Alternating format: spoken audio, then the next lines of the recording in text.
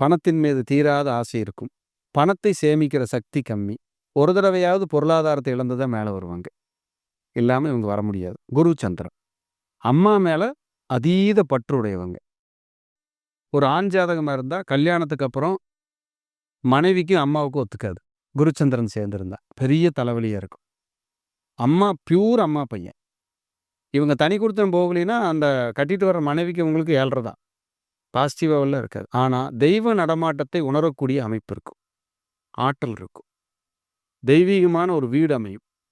சொத்துக்கள் உண்டு. குழந்தைக்கு பிறந்ததுக்கப்புறம் வீடு, மண், மனை எல்லாம் கை மேலே கிடைக்கும்.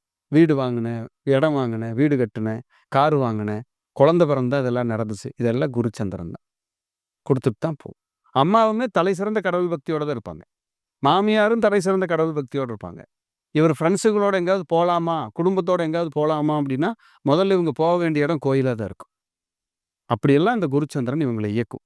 ஒரு மதிப்புமிக்க ஒரு கிரக சேர்க்கை தான் குருச்சந்திரன்.